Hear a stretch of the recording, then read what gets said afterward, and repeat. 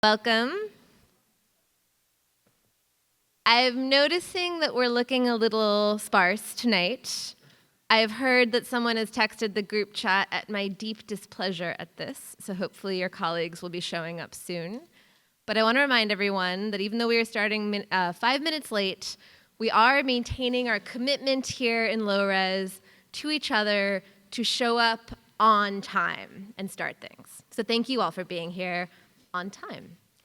I think that we are mainly Low-Res tonight, but in case there's anyone not from Low-Res, I'm Elisa Schwartz, I'm the director of the program, and we like to begin our events with a poem. But before we begin with a poem, I just want to run through the sort of lineup for the next week that we have left together. So as you all know, tonight we have Meredith Talusan's lecture. There's colloquium tomorrow. Saturday at 3 p.m., we have Elaine Burns' lecture. Monday, we have Emily Apter's lecture. And then Tuesday, we have a joint colloquium. And then Thursday is our 10th anniversary celebration. I'm told there will be balloons, which I'm very excited about. Friday, open studios, and Sunday, commencement. So we really are in this last week. So I hope that everybody will find their second wind. I know we're all reaching a point of saturation, of exhaustion, but that commitment to show up is something that I really want us to keep with each other. So thank you, everyone, for being here tonight. As is our practice, we're going to start with a poem. This one is called, aptly I hope, Instructions on Not Giving Up by Ada Limon. More than the fuchsia funnels breaking out of the crabapple tree, more than the neighbor's almost obscene display of cherry limbs shoving their cotton candy-colored blossoms to the slate sky of spring rains, it's the greening of the trees that really gets to me. When all the shock of white and taffy, the world's baubles and trinkets, leave the pavement strewn with the confetti of aftermath, leaves come, patient, plodding, a green skin growing over whatever winter did to us, a return to the strange idea of continuous living despite the mess of us, the hurt, the empty. Fine then, I'll take it, the tree seems to say, a new slick leaf unfurling like a fist to an open palm. I'll take it all. I was really feeling this poem when I was looking through poems to introduce our speaker tonight, not only because we're probably all at a moment where we need to think about on what it means to not give up, but also I think in a broader way, Low-Res is a place where many of us have come because we've made that decision to not give up on the creative parts of ourselves, to not give up on the artist that maybe we are recognized as, or maybe we're not yet recognized as, or maybe we need some external help recognizing ourselves as. Not giving up on what it means to participate in this broader cultural discourse on our own terms and in our own way. Meredith Talusan is someone who I am so happy to call a friend, and someone who I think really exemplifies this creative spirit of transforming oneself, of finding different ways to live a creative life, which is something she's going to be talking to us much more about in just a second, but to finding these kinds of moments of transformation as you move from one way of working to other ways of working. We often think, especially in the way that we speak in school, that art and life are separate endeavors. But of course, in order to not give up, we have to understand them to be part of the same thing. So hopefully in this moment at the end of our 5th week, this is an idea that we can embrace and we can think about as a way to give ourselves more sustenance for this final stretch ahead, which of course does not end after next week, but continues on to the academic year, if you're second year or first year, or on to a life full of creative practice if you're graduating on the 28th. So with that, I want to introduce Meredith a bit more formally. Meredith is a multidisciplinary artist, best known to the general public as an author and journalist. Her debut memoir, Fairest, was a 2020 Lambda Literary Award finalist and named a Best Book of the Year by multiple venues. She's contributed to 10 other books and written articles for the New York Times, The Atlantic, The Guardian, and Wired, among many outlets. Her short stories appear in Guernica, Kenyon Review, Boston Review, Epic, The Rumpus, Grand, Catapult, and BLR. She has received awards and fellowships from Creative Capital, MacDowell, GLAAD, the Society of Professional Journalists, and the National Lesbian and Gay Journalists Association. She's also the founding executive editor of Them, Condé Nast's LGBTQ+ digital platform. As a photographer, she's exhibited in Boston, San Francisco, and New York, and has photographed stories for Vice, BuzzFeed News, Medium, and other outlets. She received an MA in comparative literature and an MFA in fiction from Cornell, and an MFA in photography from the California College of the Arts. Please join me in welcoming Meredith.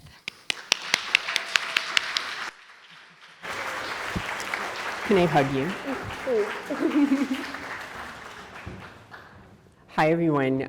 I requested an ear mic, which makes me feel like I'm doing either a TED Talk or starring on Broadway. And I'm taking off my shoes because I wanted to give myself the possibility or the opportunity of moving or doing stuff. I think I'm probably gonna dance, knowing me. So I was, as Eliza told you, I did do an MFA in visual art from the California College of the Arts. So I have been in a very similar position, going to visiting artist lectures and, listening to slide talks. And one of the things that I promised myself when I was a student is I cannot do this is my biography artist talk, just because I found them really difficult to, as a person who has significant attention deficit issues, I find them really difficult to get through, especially when, you're sort of tired and, you have all of this stuff. And I actually learned how to knit in the dark in order to be able to attend slide lectures and pay attention and feel like I can have a sweater afterwards or a blanket that I can give to friends. So that's the first thing. So my first job is okay, this is not going to be like other slide lectures, artist talk slide lectures. It's going to be different. But then, I sort of realized how scary that is, right? How scary it is to counter people's perceptions. How scary it is to do something that you haven't done before. And for people who've already read the Trisha Brown excerpt or the Trisha Brown essay that I assigned for tomorrow, that's one of the things that she talks about, right? That one of the really wonderful things about improvisation is the fact that you have to come up with solutions in the moment. You can't just, go and, ooh, there's a little feedback. I might dance to the feedback. You can't, because I'm being improvisational.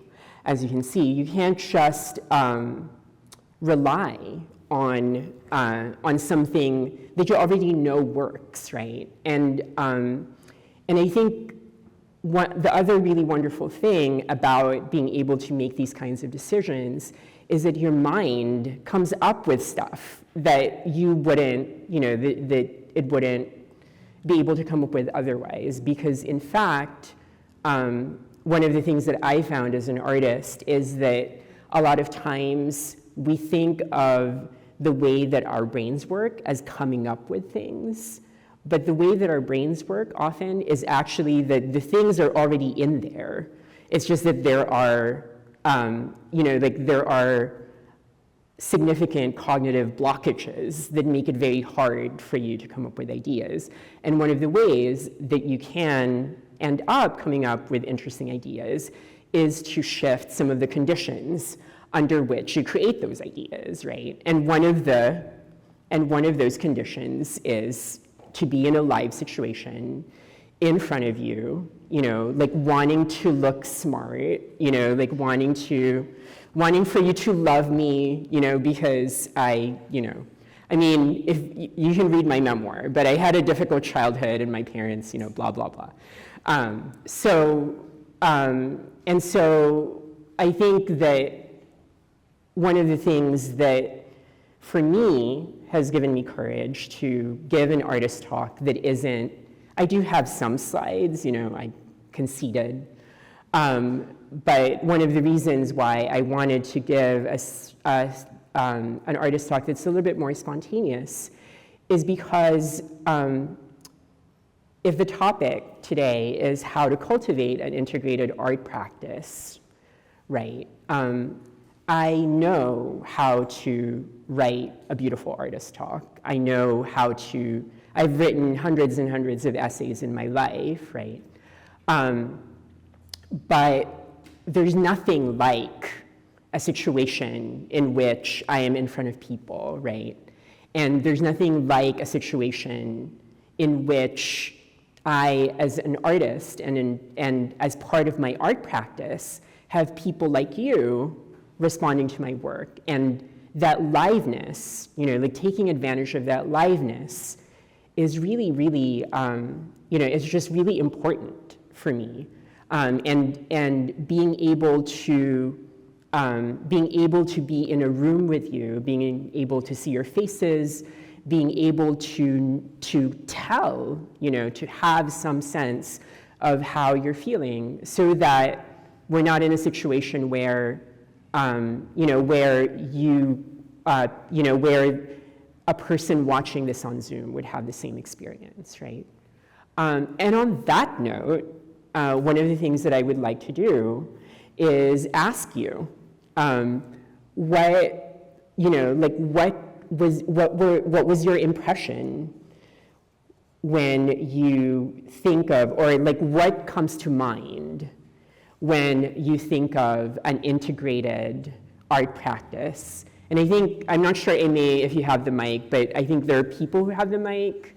And basically, this is what I do. As a consummate extrovert, as the person who's always just like, ooh, pick me, what I've learned is that it's a big advantage to be an extrovert like me, because I'm the person who gets chosen, I'm the person who gets remembered by whoever gets to talk, et cetera, et cetera. So the policy that I've done, when I give talks, is I actually call on somebody, and then you have the option whether or not you want to talk. So I'm going to look around. I see a person with a green collar. Would you like to speak to me? Sure. Okay. So when you think of an integrated art practice, what comes to mind for you? I think of a life that's steeped in art making and art being. Mm-hmm. Right. And what does that look like?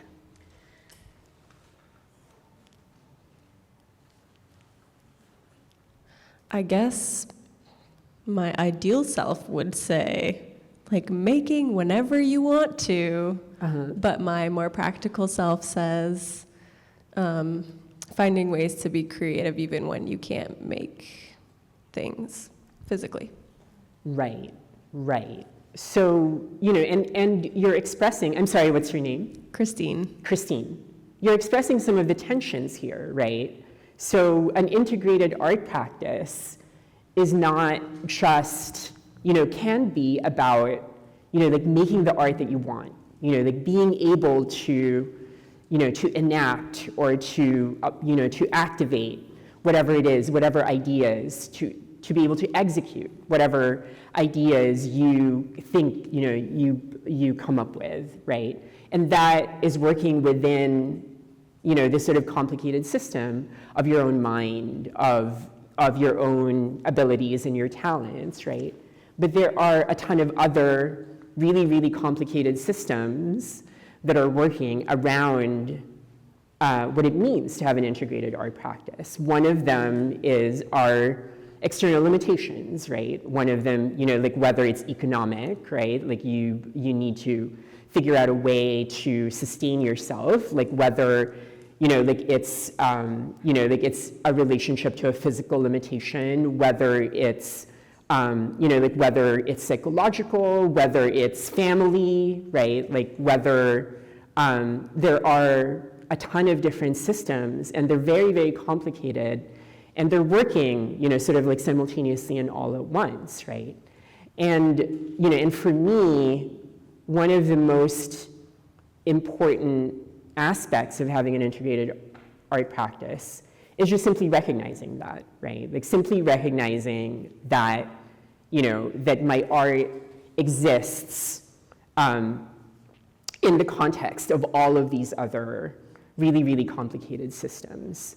And I think one of the other things that's really important, once you recognize that, is, at least for me, it's been really important to figure out ways for me to connect different parts of those systems, to be able to figure out like whether things that seem disparate can function together, right? And the way that I myself have been able to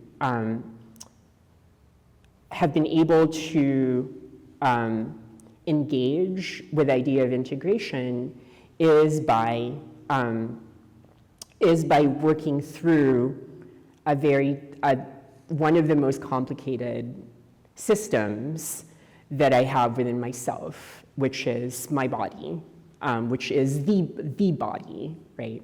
Which is part of the reason why I have been really interested, and I'm glad to have the opportunity to talk to you about movement and the body and dance, and why I assigned Trisha Brown, even though dance is probably among the various things that I've done, and I've done a lot of things because I'm a restless soul.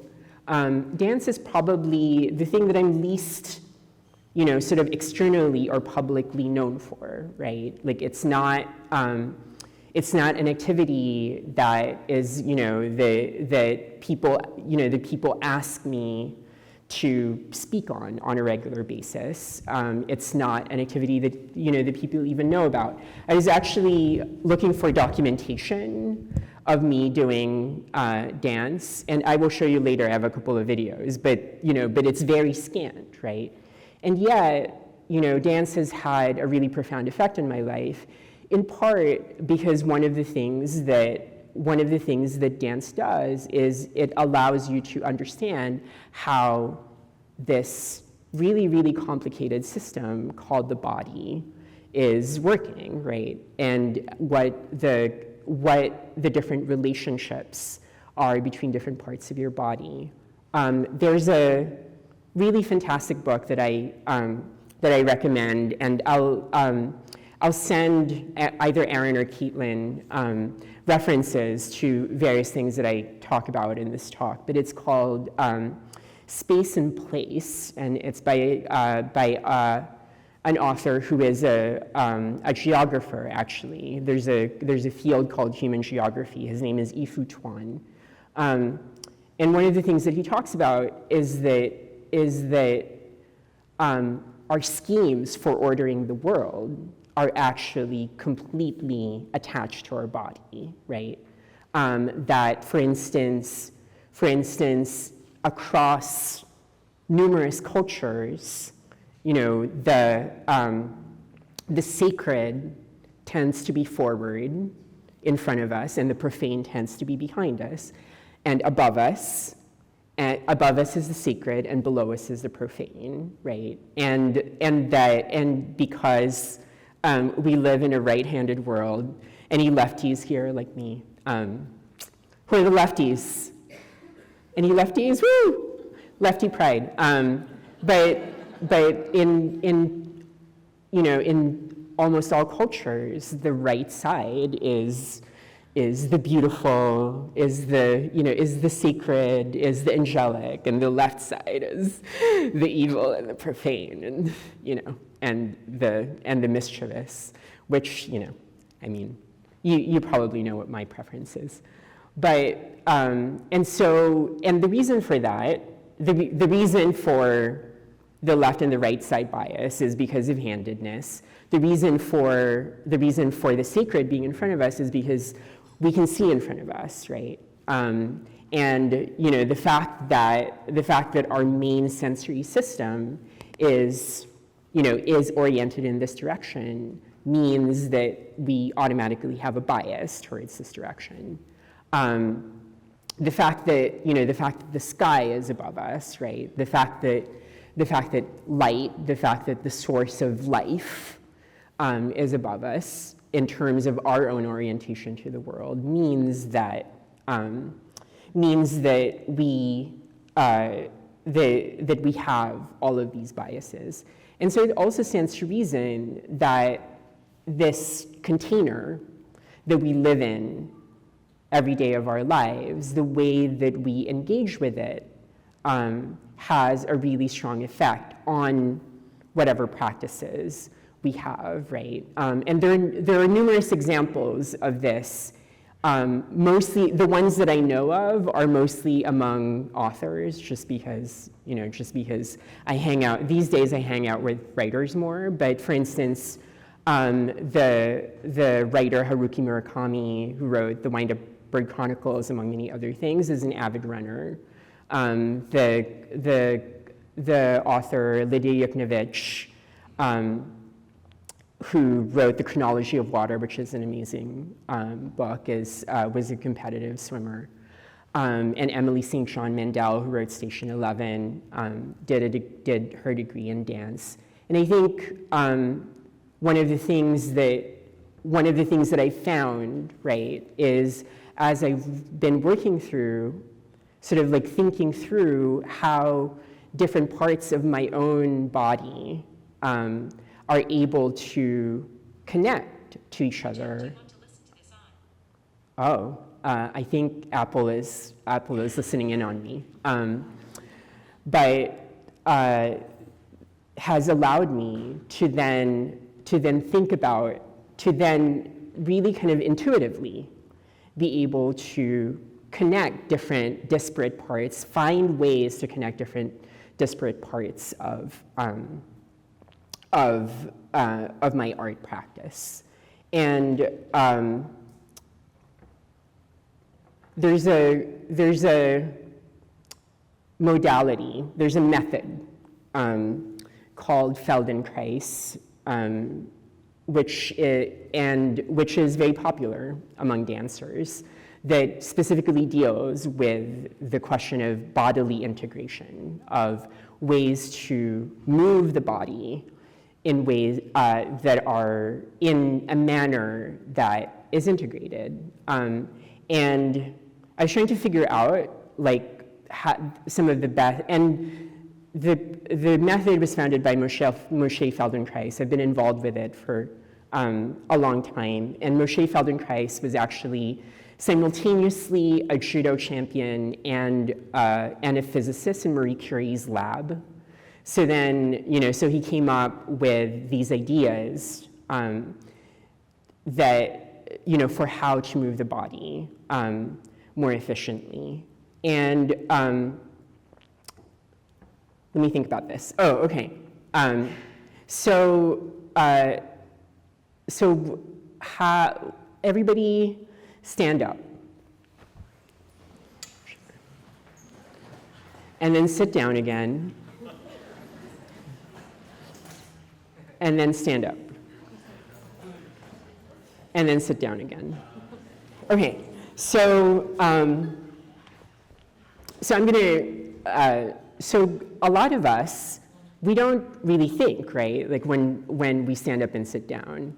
But there are times when it can actually be very challenging to stand up and sit down. If you have to do it, like a lot, or if you're carrying something and you can't support yourself.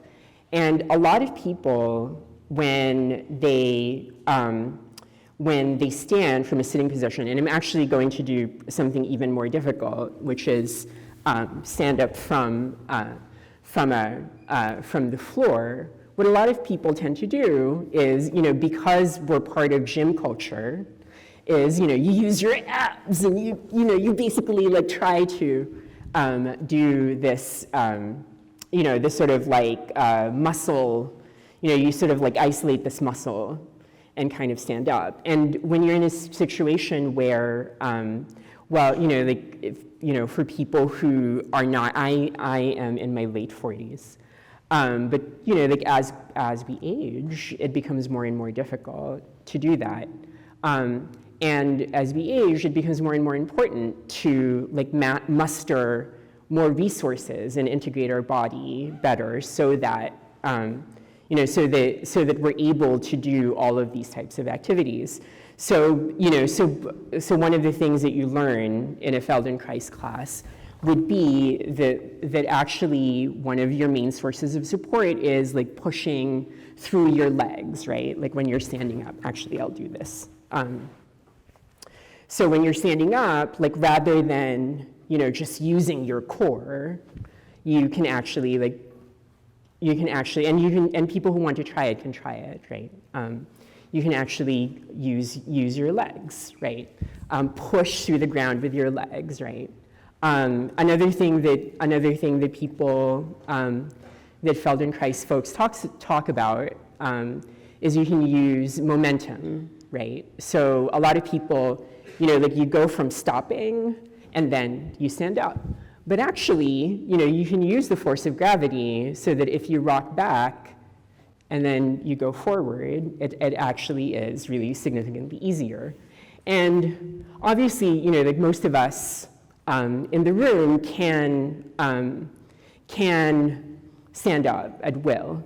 But why use more effort when you don't have to, right? And that principle is a really important principle, both in terms of, both physically, but also, can be applied in life, that the energy that we take doing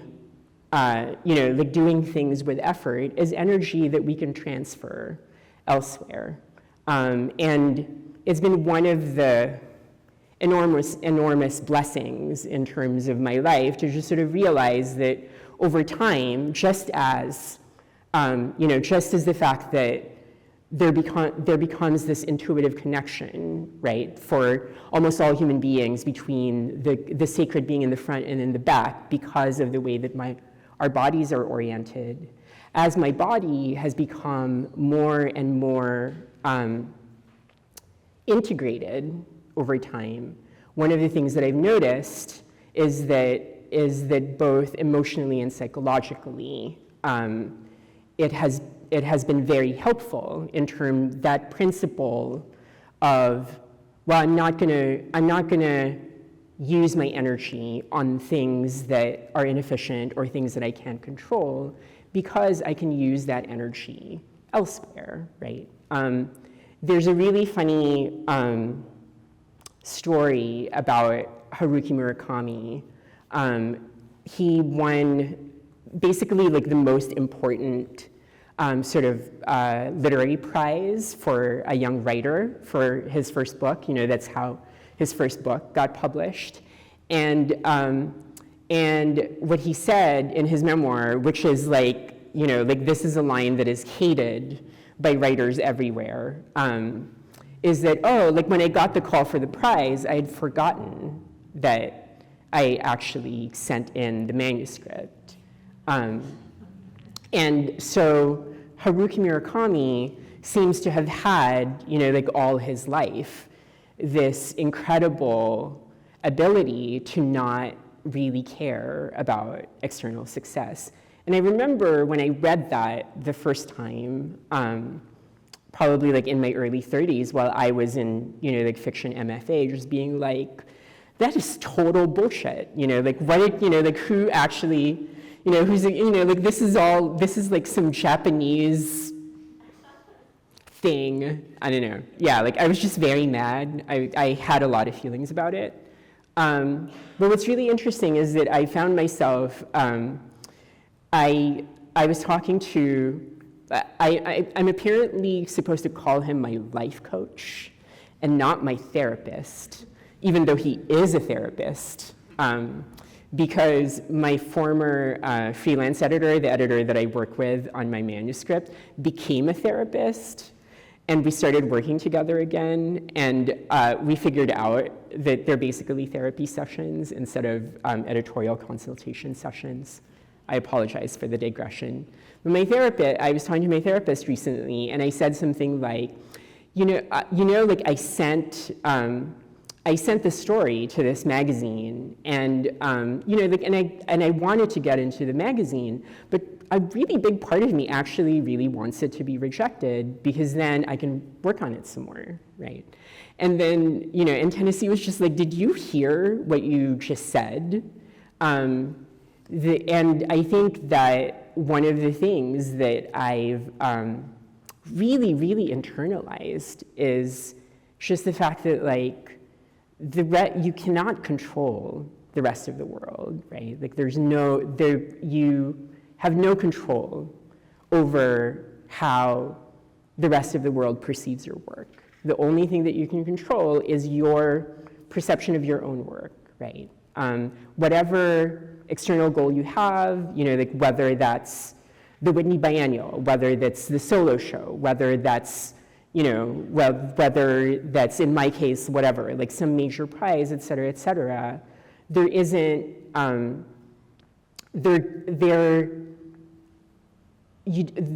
those goals are not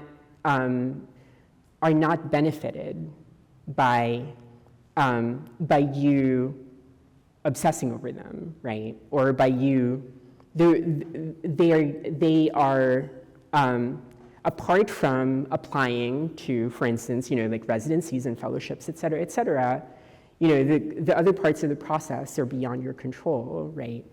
And I know that you've heard that, like this is something that is repeated over and over again many times in MFA programs, but one of the really important principles of Feldenkrais is the fact that there's a difference between hearing something and actually understanding it, and actually internalizing it, and actually being able to sincerely feel it.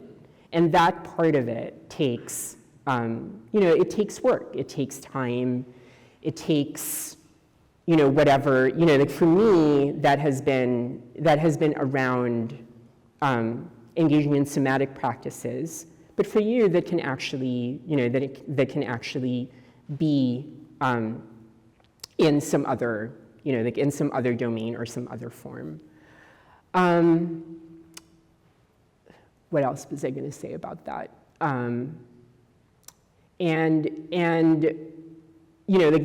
This is a very similar thing as one of the things that I hate most about going to like any type of like yoga or Pilates or any type of like fitness class is when the teacher says, relax, right? Because like literally in my head, what I hear is like, make good art, write the best book, write a Pulitzer Prize winning novel, right? Because yeah, like, fuck, I know I'm supposed to relax, right? But without me actually,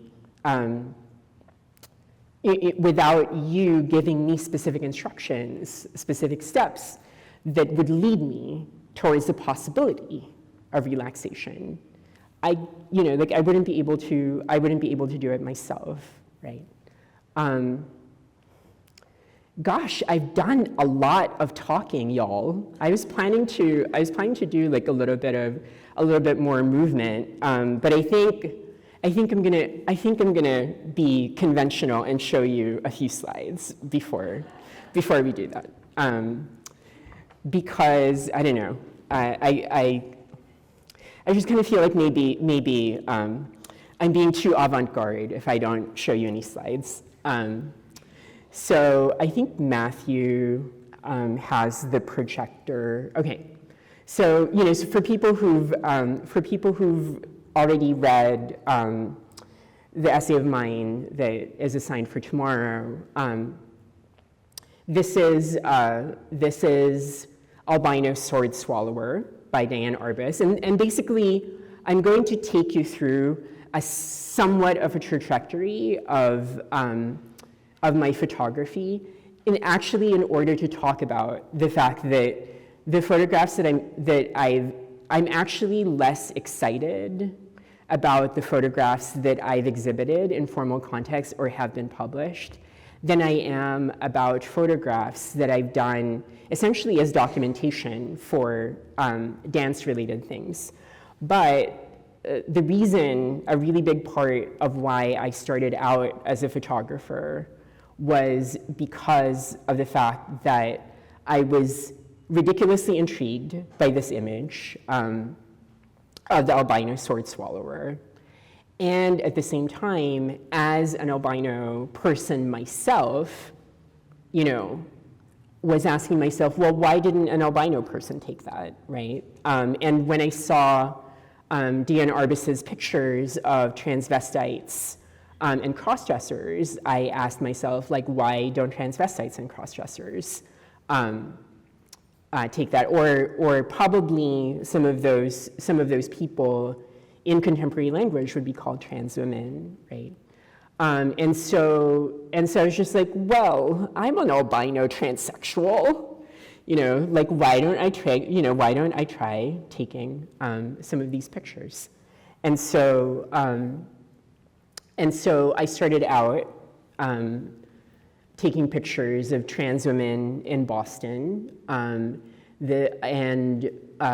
in various contexts. This is Cindy, who's a friend of mine, and this was in very early transition. I transitioned in 2001, and one of the things that I found very quickly as I was taking pictures of these trans women is the way that I was actually being mean to them, and the way that I was actually kind of like trying to sort of reinforce my own difference as somebody who quote unquote passes for cis, and this made me uncomfortable, and so I was just like, oh, like why don't I start taking pictures of my tricks instead. And so basically I went through this period where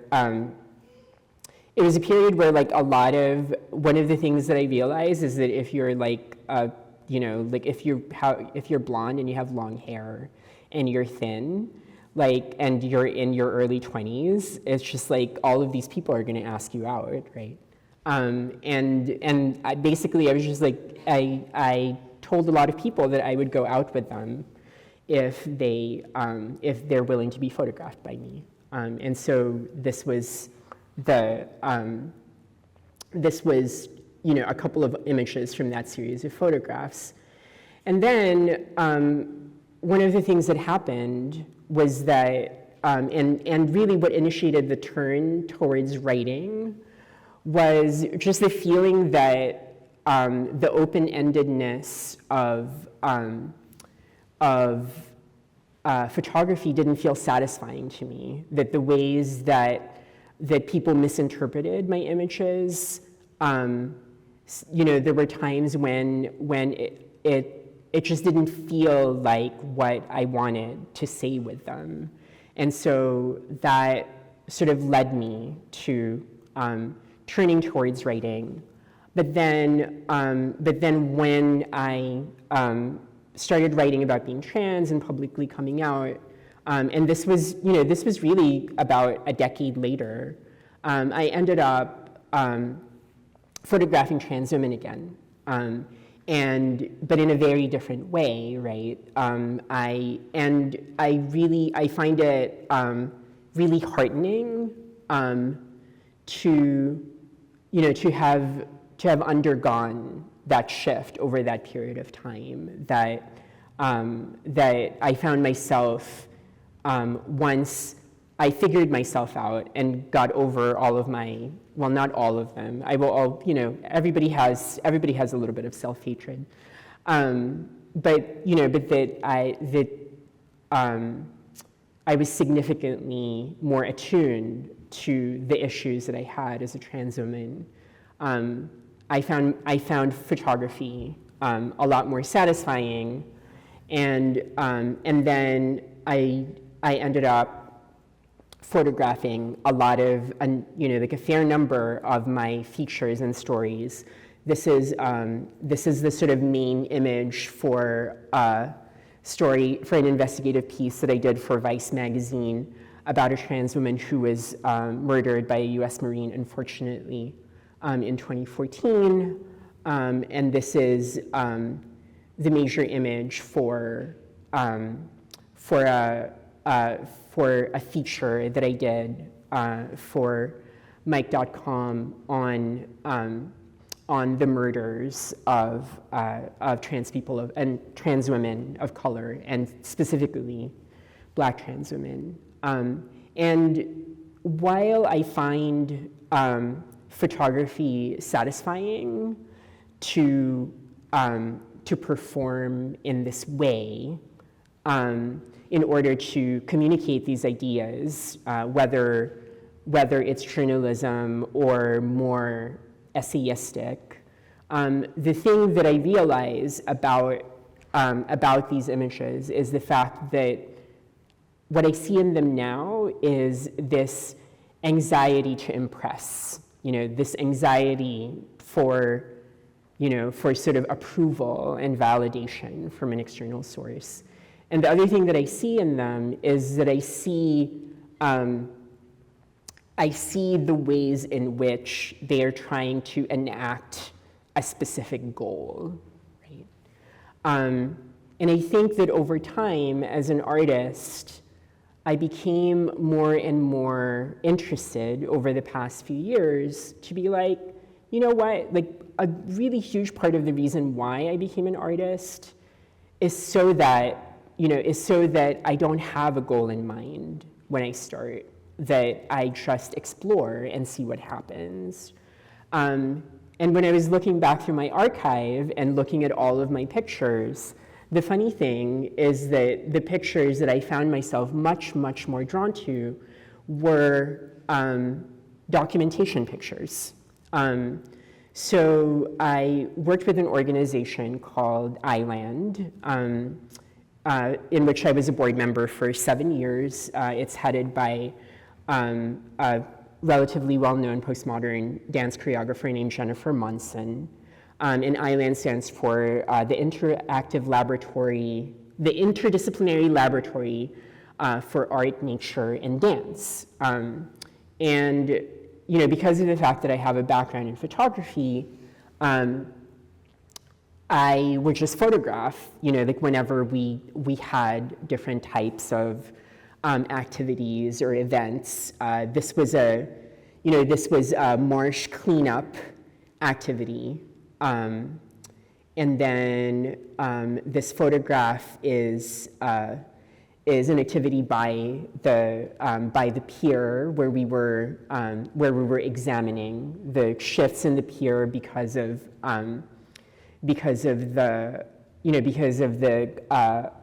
increasing development on the part of New York City. This is one of my favorite sets of photographs, which is, this is a seminar, an outdoor seminar that the architect Sonal Whittal did on liminal spaces. And so, basically just like a bunch of dancers and other artists walking around, like discovering liminal spaces.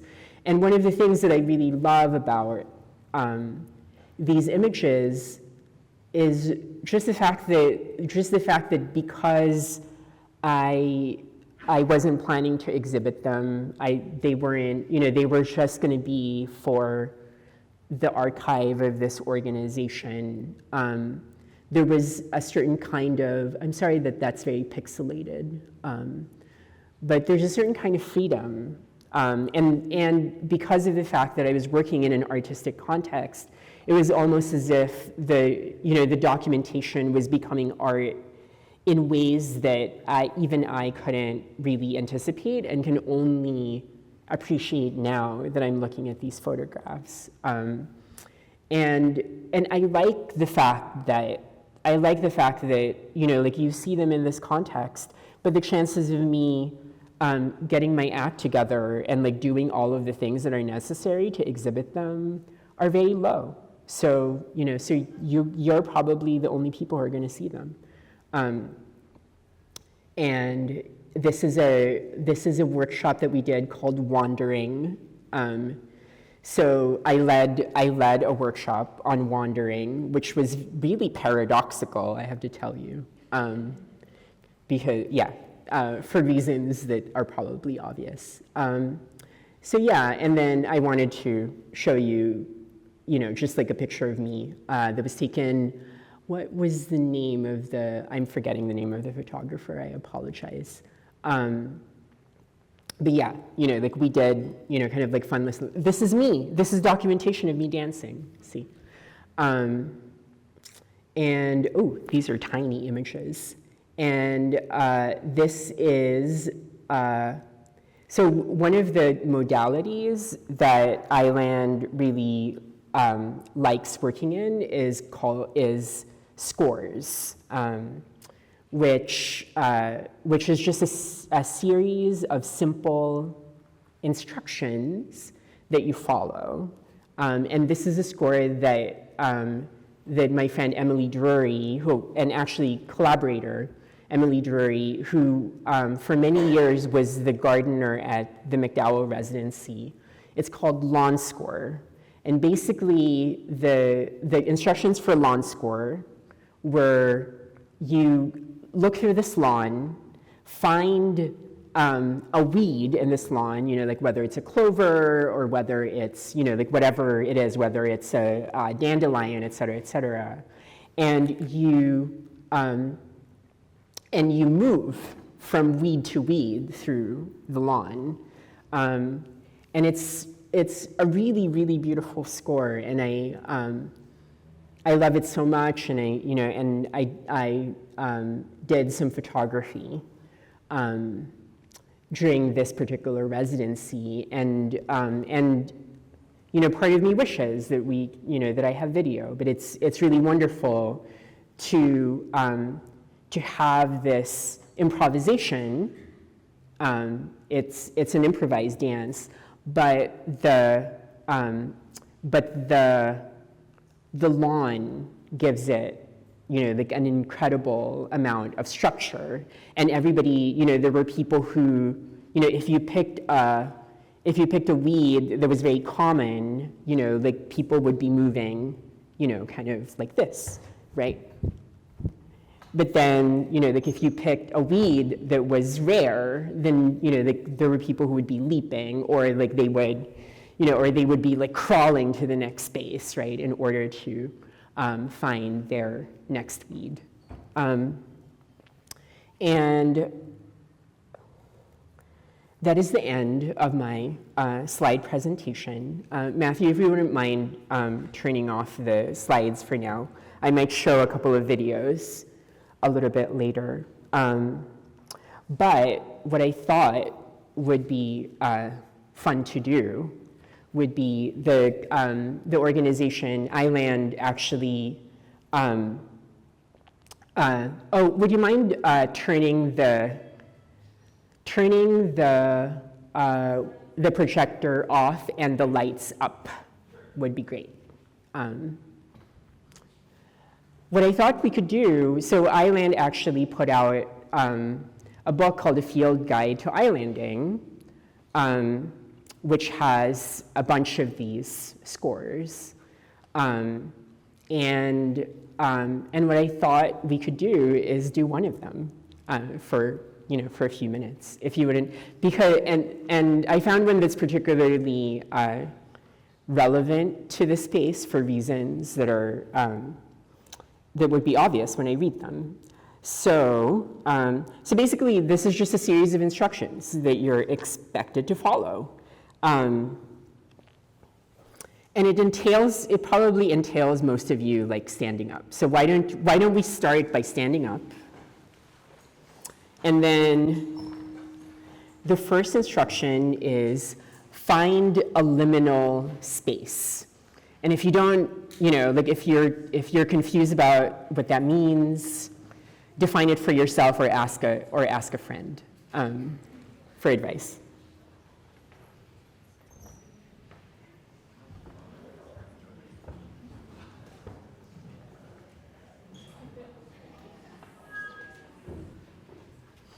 I'm going to do the same, actually.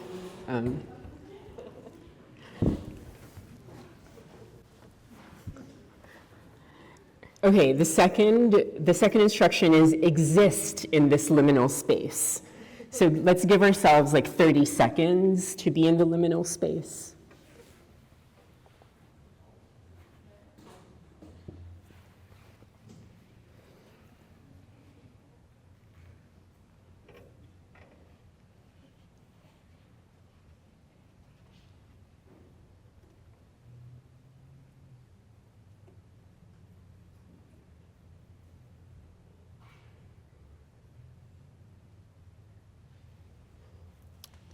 The next instruction is explore the boundaries, perceived, or stated, of this liminal space.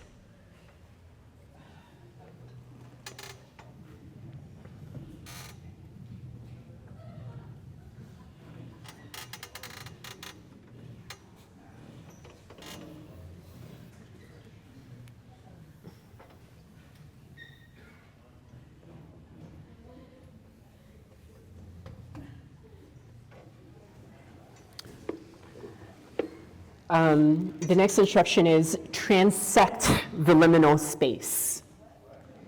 Transect the liminal space, I think it just means like go across the liminal space.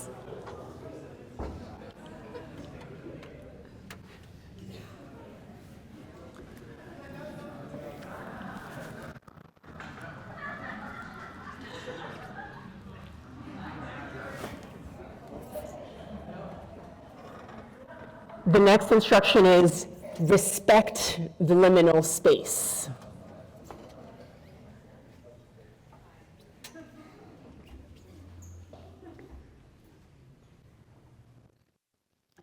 And the last instruction is define the liminal space.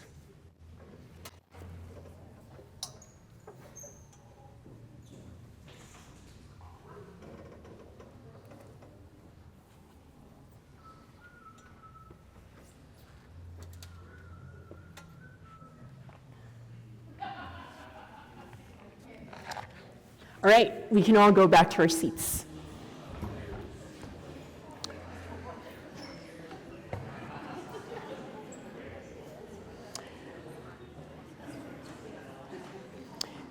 Maybe for colloquium tomorrow, we can talk a little bit about people's impressions of that I-landing exercise. But there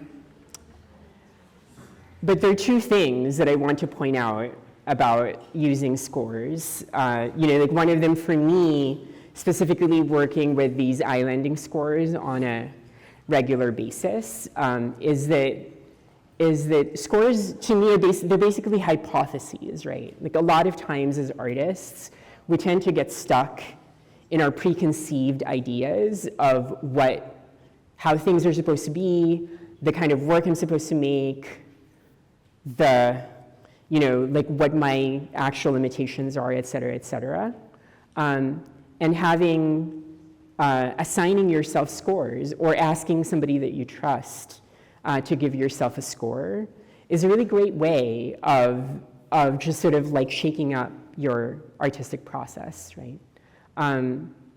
But also for me, the fact that I spent and continue to spend all of this time, right, thinking about my body's relationship to the world and the things around me has been extremely, extremely beneficial in this entire idea of being able to integrate different parts of my art practice and making connections between various aspects of my work, so that now it's really intuitive. It's very intuitive for me that whenever I engage in an activity, one of the things that I ask myself is, how is this related to, there are times when I definitely, because of the fact that my art is at the center of so much of what I do, right? I pretty much intuitively ask myself, how is this shifting my practice? How is this changing my practice? Is this modifying my practice? And it also makes me really aware of the numerous forces out in the world. The main one and the obvious one probably being social media. That there are forces that are acting upon me, and the degree to which I want to engage with those forces, and what those forces are, how those forces are affecting my practice and my work and my life. Because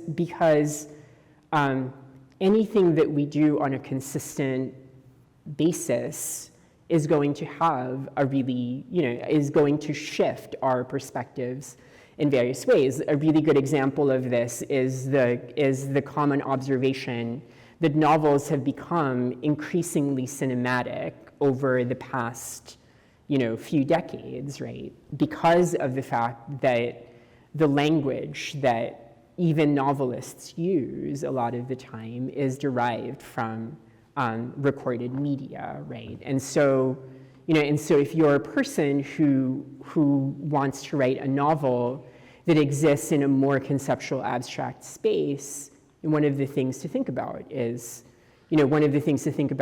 how does my media consumption affect the ways that I am writing, or the ways that I am producing.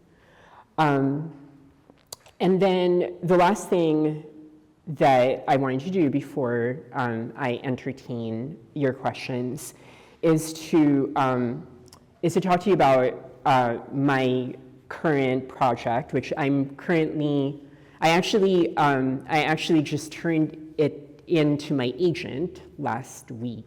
My next book, which is a short story collection called Girl Con, and I wanted to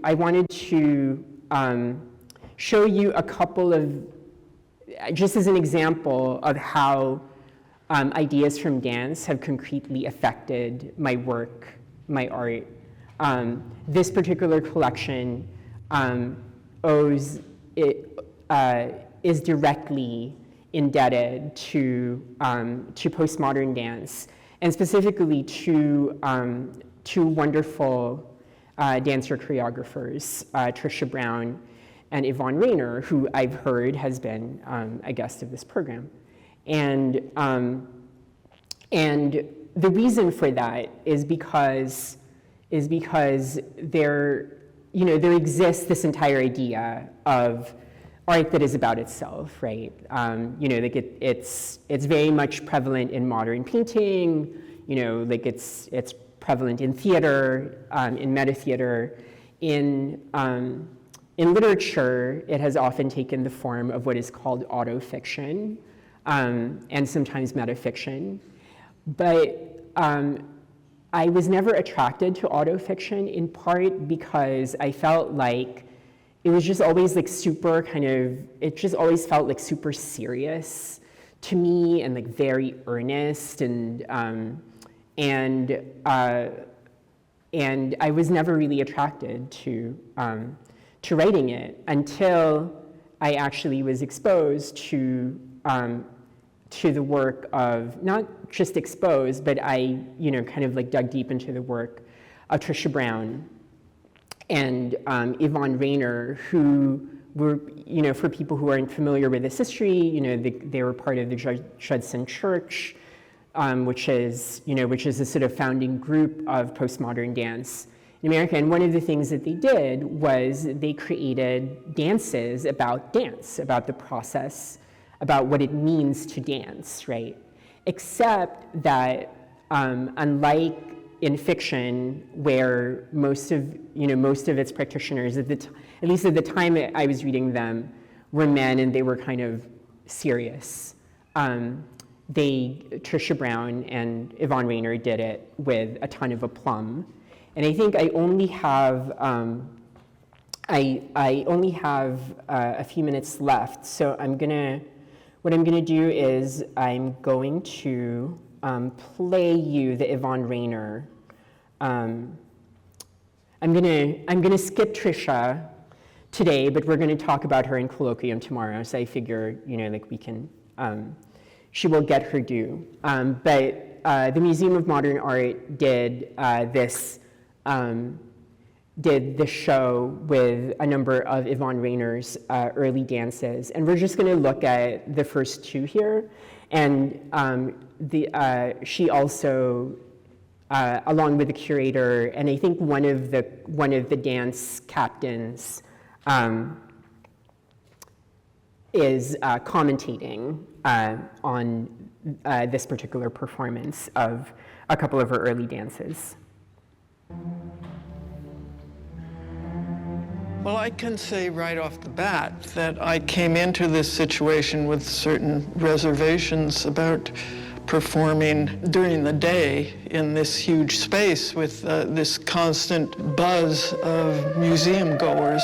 But I resigned myself to it, and I thought it was a very good situation. People were pretty focused somehow. Yeah, look.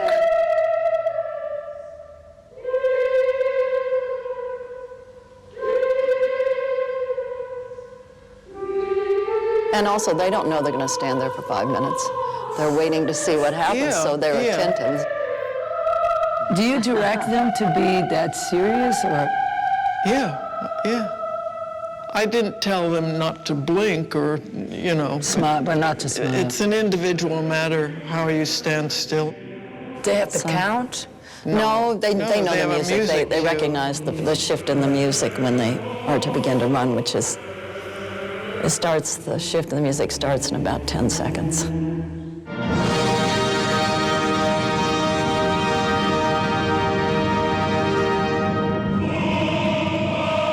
You both did it, no? I've never You never done it, never no? done it, no. I've done it. Really? But you did it barefoot. That's what interested me. That was the difference. The most important thing is to keep the shape of the clump. But the individuals inside Can move around. They sometimes have to position themselves if they have a breakaway. There, he broke away really easily right there. But sometimes it was awkward. Every time they came back into the dressing room when we They were would be warming talking up, about- they would be like, all the difficulties of navigating the space. They should be closer See, now together here right they- now. they They're should too be spread out. closer together. Yeah. What were they thinking? Come on, get together. Well, it's hard to, in a way, to run when you're in the center because you're just kind of going around yourself. Now, these two people, I taught this to them in Dublin because they were dancers I chose for Yvonne's performance at the Irish Museum of Modern Art. Do you think it makes any difference to whether the dancers are people you know or don't know? Like back in the day, these were folks that you were working with and you knew their work. Yeah. I'm just wondering, like, in terms of how close you get or how far you get. My own group, I've been working with some of you since 1999, 2000. Well, Me forever, yes, but the yes. 1931? Yeah, just about. With new people, it's a different situation, in my experience. Pat, what's yours? Yeah. Well, it is like that. You have to kind of get used to what kind of instructions people respond to and what kind of instructions they don't get. Like Mary Kate, I would never thought that she would be a trio-wayer. Why? Because of her training, she performs in more presentational kinds of works, choreographers, but she did so great. She grasps details of performance and gesture immediately and retains it. She had like an athletic Yeah, she has an energy athleticism that was that's so really beautiful. fantastic to see it. Here comes the star. All right, so I'm going to stop it there, although I think I want a still from that, I'm just going to read from a story from this short story collection called GirlCon, and hopefully, like some of these connections will be clear. I'm shifting to my reading glasses, and the story is called Sexual Tension, and sorry, I'm having weird issues with my iPad. Oh, here we go. The story is called Sexual Tension, and it takes place at a residency. Residencies are the best and worst when they cut you off from internet. This makes you more productive, sure, but it also prevents you from using the web for its main purpose, which, as we all know, is porn. It thus becomes inevitable that you, in this case me, must find a suitable appendage attached to a warm and preferably fetching body with which to stab yourself for pleasure. It's only the first night, but I must act fast since there are only 8 of us. At dinner, I have my eye on Alfredo, a wing-tipped Argentinian who calls himself an air artist, which sounds hot, whatever it means. Over peach cobbler in a Georgia stone house surrounded by cabins and the river where Deliverance was shot. Alfredo claims to have never watched TV. I spot my opening. I can't watch TV either, I inform the table. It's just so much slower than reading. Alfredo nods with a scruffed chin. I smile. Clueless men make the best prey. To bolster my point, I bring up the adaptation of the Québécois literary sensation Salé Rouné's Tête-à-tête avec confidente, which has proven that modern bodice rippers can be award-winning when peppered with français. I don't know how people justify watching 10 hours of TV when they can just read the novel in one sitting, I say. Books do get drawn out for no good reason, adds Savage from Atlanta, a painter whose knitted cardigan and blonde highlights reads Suburban Mom. I imagine a Pee-wee soccer game in her neighborhood where all the middle-aged women have names like Petty, Vicious, and Backstabber. Good for her that she got her book made into a show, Tom interjects. He's a Mississippi food writer who clearly doesn't worship in the Church of Rouné. She's not hurting for cash, I reply. I'd read a Guardian interview where she talked about her enormous wealth impinging on her socialist values, which made me want to pull out my pubes one by one. My popularity, such as it is confined to literary circles eager to embrace a token trans woman, especially since I'm albino Filipino and therefore triply tokenable. I do like how self-aware Rouné is about her fame, says Elma, a poet xylophonist, in a husky alto with bell-like harmonics. My wife and I listened to a podcast where she said, when I sit in front of my computer, I wonder whether I can possibly write the next novel by Salé Rouné. I feel sorry for her. That's how I found myself focusing on Elma for the first time. I usually ignore whoever my competition is for most oppressed identity at any given residency, and she's a lesbian from Sri Lanka. I also loved it when she said, as long as there's sexual tension, people will keep reading, Elma continues. Her oversized pupils are like Charlize Theron's, Ronnie for short, my rescue pit bull mama back home. I sneak a crotch grab. I sneak a crotch grab and catch myself with a lady semi. Alfredo who? I excuse myself and sneak out the main house's back door. I hold Elma in mind while I use my phone light to rush up the gravel path to my cabin, her Amstaff eyes, those pouty lips, the waves of dark hair that remind me of the sea at night. Shit, I get lyrical when I'm horny. It's a blessing. I've scrawled my best lines with a hand down my pants. I enter the cabin and get into bed. I pull down my tights and rub, still frustrated after all these years that my glans is now my clit, my shaft now my vaginal cavity, everything harder to reach, friction, more challenging to achieve. I turn over, kiss Elma's imagined mouth, lose my hand in her thick hair, sniff the nape of her neck to find lavender essence mixed with Indian Ocean. My hands try to grasp her waist but can't. How wide is her waist? How big are her tits? She has Ronnie's eyes, though, maybe her swollen udders on Elma's body, the shallow curve of Ronnie's waist on Elma's waist, and yes, but no, but wait, not Ronnie, no, wait, don't, stop. Charlize Theron, though, haughty warrior from Mad Max, firm, Elma, Ronnie, Charlize in desert armor after a long battle, exhausted, long legs waiting for a tongue between them. Oh. I collapse face down, then flop to my back when I can't breathe. The shadow of a wooden beam, moonlight behind wispy clouds. Am I a not in a good way perv? Am I a bad trans woman? A discredit to my community, a disgraced ambassador who besmirches my role as literary flag bearer? Will there be a tranny tribunal where my sins will be judged? Calm down, I tell myself. Imagination can wander into murky territory, be it canine or sapphic. I've never jerked off to a woman I've met in person, and I wouldn't have done it if I weren't here. So really, it's the residency's fault. Thank you.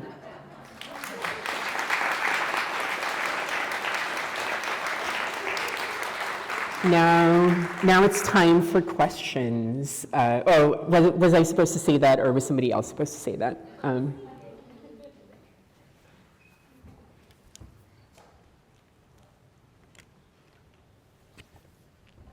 I don't like podiums, can you tell? But I like light, so.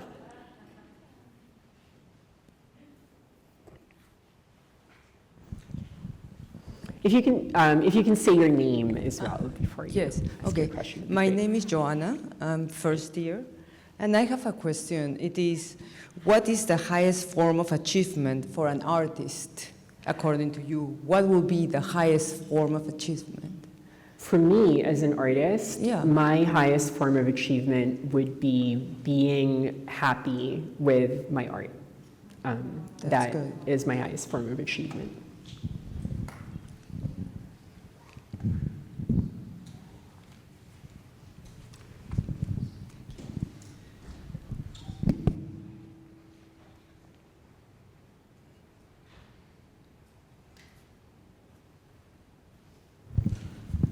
Hi, thanks for being here. Hello. What's your name? Jim. Jim. Hi, Jim. Hi, thanks. I was interested that the two mediums that you work in or have worked in, photography and written work. Mm-hmm. So interested if you could talk a little bit about how those synergistically relate or conflict, or how you think about the two of them together. Yeah, I think they have different relationships. I'm gonna, okay. If I'm in the light, I hear the feedback. So maybe here, how about here? Okay, good, I'm in the liminal space between the light and the feedback. That's a really fantastic question. I mean, I think for me, historically, they've functioned independently, they function together in various ways, actually. I mean, what's really funny was that when I published my memoir, I knew that there would be pressure, both external and internal, to include some of my photographs in my memoir. And I had a really difficult time with the idea of having the photographs there because of the entire history of trans women and spectacle and photography. And so I actually made a really concrete decision to not have photographs in my memoir. And being a Filipino passive communicator whose editor is also Filipino and is a passive communicator, what I did was I published an essay in Guernica, actually, about the history of trans memoirs and why it's problematic for them to, for photographs to figure so prominently in trans memoirs. So that's one situation in which I actually was very clear about wanting them to exist in separate worlds, right? And then, for instance, in this work with the dance documentation, I really like them open-ended, right? Like for me, when I want something to be open-ended, when I want something to be up to the reader to interpret, I feel like I have more freedom with photography. Whereas with writing, I feel like I'm able to define and delineate and make more, distinctions. And so when I want to have a greater sense of, not necessarily control, but a greater sense of agency over the reader's interpretation. And then there are situations in which I want to have both, right? That the story, like when I'm doing, for instance, an investigative feature, a lot of times, like the story has to be very factual, and then the photographs are actually the space where there's just like that little bit of opening for, like for me to capture parts of the experience of being there that are less concrete and tangible. That makes sense. So if I could ask a follow-up question then. So that response was kind of focused, wonderfully so, on the final work. And that's great, so thank you for that. But I'd also ask, do you have any sort of a interior relationship from a process point of view? Like, for example, if you're photographing, maybe you're not photographing anymore, but if you're photographing, does that generate ideas for written content, or do you find yourself writing, just like journaling, or like in an interior sense from a process perspective, how do they relate? The thing that I think of when you ask me that question is that for me, photography is for the most part collaborative. Like a lot of the time, especially the type of work that I do, is I really like getting close to my subjects. I really enjoy interacting with them and finding out about their lives. And I think that there is actually, when I'm doing nonfiction stories, which I've been in a fiction phase, but I am actually I'm very soon going to start doing narrative nonfiction again, and probably incorporating photography. That there's something about that process of collaborating with another person on an image that allows you to talk, because to talk to them and to learn about their lives in ways that are different than if you're formally interviewing them. Like the fact that you have this activity that you're collaborating on together, actually I find makes it easier to establish rapport, and that's definitely, that's definitely like a really big and organic part of my process, and is a really big advantage in terms of being a writer who also photographs.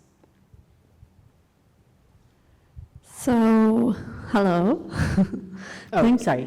Hi. Hi. Hello. Thank you for making us move. I'm sorry? Thank you for making us move. Oh, you're welcome. I was happy. It's always a pleasure. Yeah, I was happy to do that. I have a question. I have two questions. What's your name? Sunny. My name is Sunny. Nice Yes. to meet you. Could you tell us a bit more about your dance background? Like, do you have a formal education in dance? I would be interested in that. And then my second question is if you, in your writing practice or your writing processes, if you integrate movement in that, and how and what kind of methods are you using? Yes. So my first background in dance was I was enrolled by my parents in a dance class as a 7-year-old because I was so clumsy. And I was tripping all over myself, and they thought that, that I would become more graceful. And then I became a child actor in the Philippines. And so when you're a child actor in the Philippines, you have to perform in these variety shows. So I had to learn pop dance routines in variety shows. And, and then also take ballet, et cetera, and I didn't really discover, I took a few modern dance classes and wasn't, enjoyed them enough, right? But then when I was in grad school, when I was in fiction grad school, I was having this sort of major crisis about my fiction. Nobody liked my fiction in grad school. What I did was I wrote I wrote super conventional stories for my application, thinking, this is a good platform from which I can then write my really wacky, crazy stories. They didn't like that. And so I enrolled in a modern dance class in grad school, taught by a former Merce Cunningham is a well-known modern dance choreographer for people who aren't familiar, and whose life partner was John Cage, and worked with Robert Rauschenberg and Andy Warhol and Jasper Johns in various capacities. And so he was a former company member, and I fell in love so much that 6 months later, I enrolled in the professional training program at the Merce Cunningham School, and I was planning to do that during the summers, like you, right? During the summers while I was in grad school for writing full-time. And I did that for 2 summers, and unfortunately, in the second summer, Merce died. And Merce's wish was to he didn't want his pieces to kind of ossify, so they decided to dissolve the company. So that's my major sort of background in terms of dance. And then I also worked a lot with the Trisha Brown Company and various techniques. I'm especially attracted to release technique, which is basically, it's kind of an outcrop of the Feldenkrais that I was talking to you about earlier. So I'm just going to think about a structured, here's a structured improv. I'm going to do a dance in which I have my palms together the entire time, right? So, if I wanted to do something, I don't know, hip-hoppy, right, like this, or a ballet, or, some sort of balletic interpretation, most dance involves positions. You hit 1, 2, 3, 4. What release technique is all about momentum and process. So rather than, so if I'm going to go there, it's not that I'm hitting that position. I actually take that momentum, right, and take it to its natural conclusion, and think about how my body is actually, how my other body parts are responding to a particular type of movement or momentum. And that technique is characteristic of, for instance, late Trisha Brown works with that kind of technique, and it's a popular modality in contemporary dance. So, and then what was the second question? I'm sorry. In your writing practices, if you yes. combine movement, practice, movement or dance into that, and which methods are you using? Yeah, I teach creative writing in the MFA program at Sarah Lawrence, and I actually teach a class every 2 years called Dance is Writing. and we engage with a lot of different modalities, right? And I've taught it in various different ways, certainly a lot of improvisation. I feel like any person would benefit from improvisation, whether it's dance or comedy, some form of improvisation practice, especially for artists because and writers as well, because one of our biggest problems is overthinking. And one of the wonderful things about improvisation is that you don't have the luxury to overthink. The story that I read for you, that was just, it was just somebody at dinner. It was my first night at this residency, and somebody at dinner said, Sally Rooney said this thing that she's scared of writing the next Sally Rooney novel, right? And then I was just like, ooh, lesbian crushes, lack of internet. And then, I just went into my studio and essentially drafted that entire story over the course of 2 days. And I feel like that comes from this, go with the impulse. Don't do it first and then evaluate afterwards. Because nobody's going to see it, right? Until you show them. So there's nobody who's going to judge you except for the demons in your own mind, right? Time for one more question.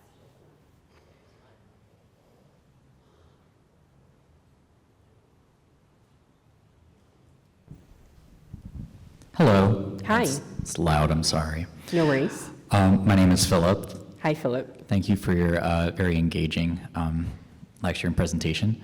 On the topic of improvisation, so it brings to mind the kind of improvisation that I'm most familiar with just through popular culture are things that are comedy oriented. Yes. So Whose Line Is It Anyway? The Second City here in Chicago. So how in terms of in the moment problem solving, how do you incorporate or think about incidental humor that occurs in a movement way? Because so much of humor is language based, right? But then right. thinking from the language of movement, perhaps, right? How does that occur, or how do you maybe understanding that it's a reality that it might occur? Right. How do you then move through that to perhaps resolve it? Yeah, I mean, they're interesting questions, and the really funny thing is that people talk in dance now. It's just such a, it's such a contemporary phenomenon, right? One of the biggest differences between, between the sort of very serious Cunningham and Martha Graham modern dance is nobody talked and everybody had, just sort of glassy-eyed faces. And I feel in a lot of contemporary dance, people do talk, and people can talk in really funny ways. And in terms of finding and moving through humor, I don't feel there's an enormous amount of distinction, except for the fact that dance improvisation as a genre, right, does not, there isn't the expectation that it's going to be humorous in the way that comedy improv is, right? Nobody's going to be disappointed if people don't laugh, in a dance improvisation context. And I've had, situations in improvisation settings where people, where something funny happens. I did this, this structured improvisation at the McDowell Residency. You do these presentations, and I do a structured improvisation, and I did this thing where I can't even remember the context, but for whatever reason, I started creating movements in relationship to in relationship to punctuation marks, so I was just like, okay, like this is a comma, and like this is an M dash, and whatever. And people started laughing, right? And that's really wonderful. Like all of being responsive to those reactions and allowing the audience to influence what you do is such an important part of improvisation.